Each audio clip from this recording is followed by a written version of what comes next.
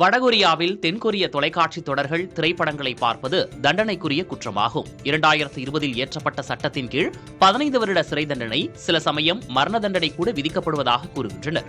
இத்தகைய கட்டுப்பாடுகள் இருந்த போதிலும் வடகொரிய மக்கள் ரகசியமாக தென்கொரிய தொடர்களை விரும்பி பார்க்கின்றனர். தென்கொரிய தொடர்களில் வெளிப்படும் சுதந்திரம், காதல், செழுமை ஆகியவை கடும் அரசியல் கட்டுப்பாடுகளில் வாழும் வடகொரிய இளைஞர்களுக்கு நம்பிக்கையும் உத்வேகமும் அளிப்பதாக கூறுகின்றனர். குறிப்பாக May Queen and crash landing on you உள்ளிட்ட தொடர்களுக்கு வடகொரியாவில் பெரும் ரசிக பட்டாளம் உள்ளது. 30 ஆண்டுகளுக்கு முன்பு ஸ்ரெப்ரெனிகா இனப்படுகொலையில் கொன்று புதைக்கப்பட்ட 7 பேரின் உடல்கள் கண்டெடுக்கப்பட்டுள்ள நிலையில் இனப்படுகொலை நினைவு தினத்தையொட்டி போஸ்னியா தலைநகர் சரஜேவாவில் அரசு மரியாதையுடன் அடக்கம் செய்ய அந்த உடல்கள் ஊர்வலமாக கொண்டு செல்லப்படுகின்றன. போஸ்னியா நாட்டில் 1995 ஸ்ரெப்ரெனிகா இனப்படுகொலையில் 8000க்கும் மேற்பட்ட முஸ்லிம்கள் கொல்லப்பட்டனர். இவர்களின் உடல்கள் மொத்தமாக புதைக்கப்பட்டன. இந்நிலையில் வெவ்வேறு பகுதிகளில் புதைக்கப்பட்ட 7 பேரின் உடல்கள் தற்போது அடையாளம் காணப்பட்டுள்ளன. ஸ்ரெப்ரெனிகா இனப்படுகொலையின் 30வது ஆண்டு நினைவு தினம் வரும் 11ஆம் தேதி அனுசரிக்கப்பட உள்ள நிலையில் இந்த உடல்கள் தலைநகர் சரஜேவாவுக்கு ஊர்வலமாக கொண்டு செல்லப்படுகின்றன. 1992 தொடங்கிய போஸ்னிய போரில் 1 லட்சத்திற்கும் மேற்பட்டோர் கொல்லப்பட்டனர்.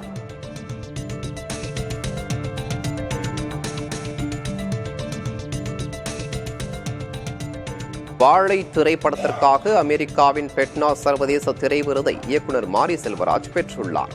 உண்மை சம்பவத்தின் அடிப்படையில் இயக்குனர் மாரி செல்வராஜ் இயக்கிய வாழை திரைப்படம் வாழைத்தார் சுமை தூக்கும் ஏழை தொழிலாளர்களின் வழி நிறைந்த வாழ்வியலை பதிவு செய்தது. பெரும் வரவேற்பை பெற்ற இந்த திரைப்படம் அமெரிக்காவின் பெட்னா சர்வதேச விருதுக்கு தேர்வு செய்யப்பட்டது. பைசன் படவேளைகளுக்கு இடையே அமெரிக்கா சென்ற இயக்குனர் மாரி செல்வராஜ் இந்த விருதை பெற்றுக் கொண்டார்.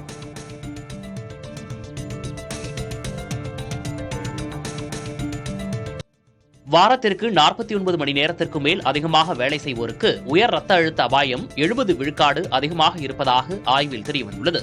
அமெரிக்கன் ஹார்ட் அசோசியேஷன் சார்பில் கனடாவில் பணிபுரியும் 3500 அலுவலக ஊழியர்களிடம் ஆய்வு நடத்தப்பட்டது. இதில் வாரத்துக்கு 41 முதல் 48 மணி நேரம் வரை வேலை செய்வோருக்கு உயர் ரத்த அழுத்தம் ஏற்படும் வாய்ப்பு 33 விழுக்காடு அதிகம் உள்ளதாகவும், 49 மணி நேரத்துக்கு அதிகமாக வேலை செய்வோருக்கு 66 விழுக்காடு முதல் 70 விழுக்காடு உயர் ரத்த அழுத்தம் ஏற்படும் வாய்ப்புள்ளதாகவும் தெரிவிக்கப்பட்டுள்ளது. நீண்ட பணி நேரம், ஒரே இடத்தில் தொடர்ந்து அமர்ந்திருப்பது, தூக்கமின்மை உள்ளிட்ட காரணங்களால் இந்த பிரச்சனை ஏற்படுவதாகவும் ஆய்வு முடிவில் கூறப்பட்டுள்ளது. அதே சமயம் தினமும் 30 நிமிடம் உடற்பயிற்சி செய்வது, மன அழுத்தத்தை குறைக்க யோகா, தியானம் செய்வது, ஆரோக்கியமான பழங்கள், காய்கறிகளை உண்பது, மது மற்றும் புகையிலை பழக்கத்தை தவிர்ப்பது போன்ற பழக்க வழக்கங்களால் உயர் ரத்த அழுத்தம் ஏற்படுவதை கட்டுக்குள் வைத்திருக்க முடியும் என மருத்துவர்கள் அறிவுறுத்துகின்றனர்.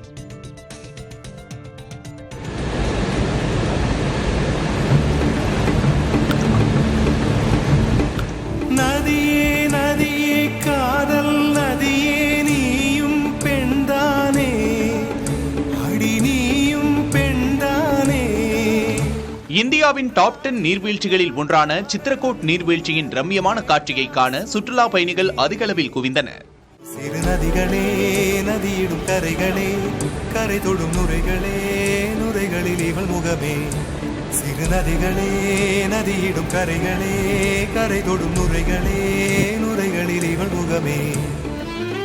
சத்தீஸ்கரின் பஸ்தர் மாவட்டத்தில் இந்திராவதி ஆற்றில் உள்ள இந்த நீர்வீழ்ச்சியில் தற்போது கனமழை காரணமாக தண்ணீர் பேரிரைச்சலோடு ஆர்ப்பரித்து கொட்டுகிறது. இயற்கை எழில் கொஞ்சம் நீர்வீழ்ச்சியின் இந்த அழகான காட்சியை சுற்றுலா பயணிகள் காண படையெடுத்தனர்.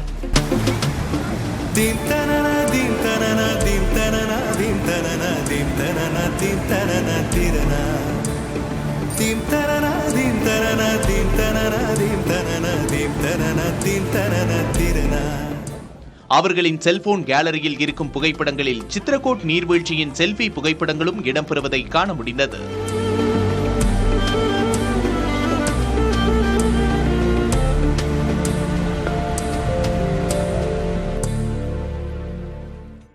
கல்விப்புல ஆராய்ச்சியிலும் தற்போது சீனா அமெரிக்காவுக்கு மிக பெரும் சவாலாக உருவெடுத்துள்ளது. சிறந்த ஆய்வுகளை மேற்கொள்ளும் உலகளாவிய பல்கலைக்கழகங்களின் தரவரிசை பட்டியலை சர்வதேச ஆய்வு இதழான நேச்சர் வெளியிட்டுள்ளது. 2025ஆம் ஆண்டுக்கான பட்டியலில் முதல் 10 இடங்களில் 8 சீன பல்கலைக்கழகங்கள் இடம்பெற்றுள்ளன.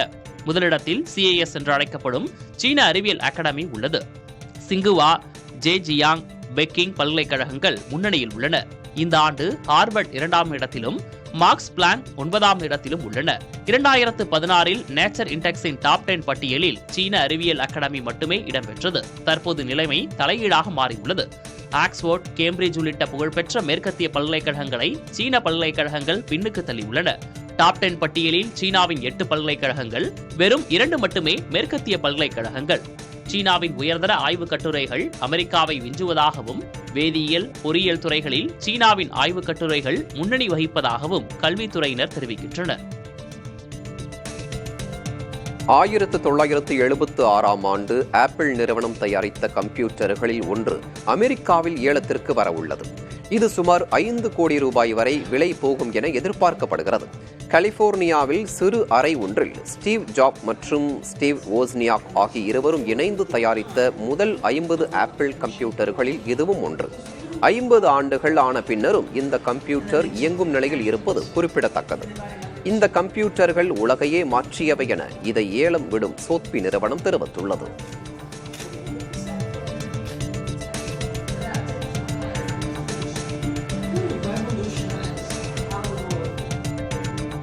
விண்வெளிக்கு சென்ற ராக்கெட் ஒன்று நொறுங்கி கடலில் விழுந்ததில் 166 பேரின் அஸ்திகள் கடலில் கரைந்தன. அமெரிக்காவைச் சேர்ந்த செலஸ்டிஸ் என்ற நிறுவனம் வினோதமான சேவை ஒன்றை வழங்கி வருகிறது. இறந்தவர்களின் அஸ்தியை விண்வெளியில் கலக்கவிட்டு அது காலங்காலமாக பூமியை சுற்றி வரும் வகையில் செய்கிறது. தங்கள் குடும்பத்தினர் அஸ்தி இவ்வாறு மிதப்பதை விரும்பும் பலரும் இந்நிறுவனத்தை அணுகுகின்றனர். இதற்கு பெரிய தொகையும் கட்டணமாக வசூலிக்கப்படுகிறது. இதுபோன்று 166 பேரின் அஸ்திகளுடன் விண்வெளிக்கு கடந்த ஜூன் மாதம் 23ஆம் தேதி சென்ற ஸ்பேஸ் ராக்கெட் வழியிலேயே வெடித்து சிதறியது.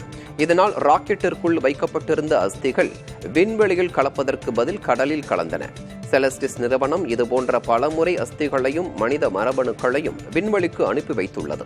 தங்கள் உறவுகளின் அஸ்தியும் மரபணுவும் விண்வெளியில் சுற்றி வருவதை உணர்வு பூர்வமாக பலரும் விரும்புவதால் இத்தொழிலுக்கு வரவேற்பு அதிகமாக உள்ளது. காசாவில் இஸ்ரேல் படைகள் தொடர்ந்து தாக்குதல் நடத்தி வருகின்றன. இத்தாக்குதலில் குண்டு காயம் பட்டு உயிருக்கு போராடும் குழந்தை ஒன்றை ஓட்டுநர் தன் உடலுடன் அணைத்து முதலுதவி சிகிச்சை அளித்தவாறே ஆம்புலன்ஸில் மருத்துவமனைக்கு அழைத்து செல்லும் காட்சி பதற்றத்தையும் நிகழ்ச்சியையும் ஏற்படுத்துவதாக உள்ளது. ஒரு கையில் ஸ்டியரிங்கும் ஒரு கையில் குழந்தைக்கு முதலுதவி சிகிச்சையும் அளித்தவாறே செல்லும் காட்சி நெகிழ வைக்கிறது. குழந்தையை காப்பாற்ற துடித்த ஓட்டுநர் முதலுதவி தருவதற்கான பயிற்சி பெற்றவர் என்பது குறிப்பிடத்தக்கது.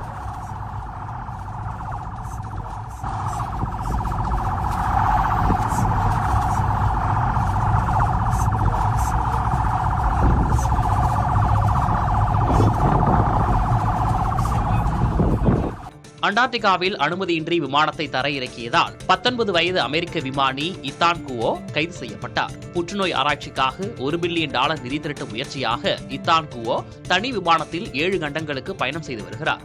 இதுவரையில் 6 கண்டங்களுக்கு பயணம் செய்துள்ளார். இந்நிலையில் முன் அனுமதியின்றி அண்டார்டிகாவில் விமானத்தை தரையிறக்கிய நிலையில் சிலி அதிகாரிகள் இத்தான் குவோவை கைது செய்தனர்.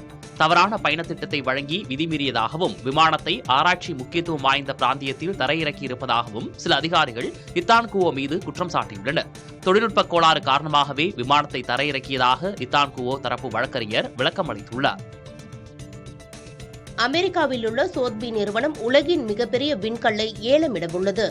25 கிலோ எடையுள்ள இந்த விண்கல் 2023ஆம் ஆண்டு ஆப்பிரிக்காவில் உள்ள நைஜர் நாட்டில் கண்டறியப்பட்டதாகும். சுமார் 50 லட்சம் ஆண்டுகளுக்கு முன் செவ்வாய் கிரகம் மீது சிறு கோள் ஒன்று மோதியபோது இக்கல் உடைந்து விழுந்திருக்கலாம் என கூறப்படுகிறது. இது தவிர கார்னிவோரஸ் வகையை சேர்ந்த டைனோசரஸ் ஒன்றின் எலும்புக்கூடும் ஏலம் விடப்பட உள்ளது. உலகிலேயே தற்போதுள்ள குட்டி டைனோசரஸின் ஒரே எலும்புக்கூடு இது என்பது குறிப்பிடத்தக்கது. ஆப்பிள் நிறுவனத்தின் ஏஐ பிரிவின் தலைமை பொறியாளர் ரூமிங் பாங் மெட்டா பிளாட்ஃபார்மிற்கு மாறியதால் ஆப்பிளின் ஏஐ முயற்சிகளுக்கு பெரும் பின்னடைவு ஏற்பட்டுள்ளதாக கூறப்படுகிறது. 2021இல் ஆல்பபெட்டிலிருந்து ஆப்பிளுக்கு வந்த ரூமிங் பாங் ஆப்பிள் இன்டெலிஜென்ஸ் மற்றும் ஏஐ பிரிவுக்கு தலைமை தாங்கினார். இந்நிலையில் பல கோடி ரூபாய் ஊதியம் கொடுத்து ரூமிங் பாங்கை தங்கள் நிறுவனத்துக்கு கொண்டு வந்துள்ளது மெட்டா. வலுவான ஏஐ கட்டமைப்பை உருவாக்கும் முயற்சியில் இறங்கியிருக்கிறது மெட்டா. ஓபன் ஏஐ, ஆப்பிள் உட்பட உலகின் முன்னணி நிறுவனங்களில் ஏஐ துறையில் பணிபுரியும் சிறந்த ஊழியர்களை தன் நிறுவனத்துக்கு அழைத்து வர தீவிர முயற்சி மேற்கொண்டு வருகிறார் மெட்டா நிறுவனர் மார்க் சுகர்பர்க். ஆப்பிளின் ஏஐ பிரிவு தலைமை பொறியாளர் மெட்டாவுக்கு தாவியுள்ள நிலையில் ஆப்பிளில் இருந்து மேலும் பல ஊழியர்கள் மெட்டாவுக்கு செல்லலாம் என்று எதிர்பார்க்கப்படுகிறது. ஆசியாவின் மிகவும் வயதான பெண் யானையாக அறியப்பட்ட வட்சலா யானை உயிரிழந்திருப்பது பெரும் சோகத்தை ஏற்படுத்தியுள்ளது. மத்திய பிரதேசத்தின் பண்டா புலிகள் காப்பகத்தின் அடையாளமாக இருந்து வந்த வட்சலா யானைக்கு 100 வயதுக்கு மேல் ஆகிறது. வயது முதிர்வு காரணமாக பார்வை குறைபாடு, கால் நகங்களில் காயம் உள்ளிட்ட பிரச்சனைகளால் நிற்க முடியாமல் படுத்துக் கொண்ட வட்சலாவுக்கு வனத்துறை ஊழியர்கள் தொடர்ந்து சிகிச்சை அளித்து வந்தனர். இந்த நிலையில் நேற்று பிற்பகல் வட்சலா யானை உயிரிழந்தது. இது வெறும் யானை அல்ல, நம் காடுகளின் அமைதியான பாதுகாவலர் என்றும் மத்திய பிரதேசத்தின் உணர்ச்சிகளின் சின்னம் என்றும் கூறி அம்மாநில முதல்வர் மோகன் யாதவ் இரங்கல் தெரிவித்துள்ளார். நைஜீரியா, பாகிஸ்தான் முதல் ஜப்பான், ஸ்பெயின் வரை 12 நாடுகளில் கடந்த ஜூன் மாதத்தில் கடும் வெப்பநிலை பதிவாகியுள்ளது.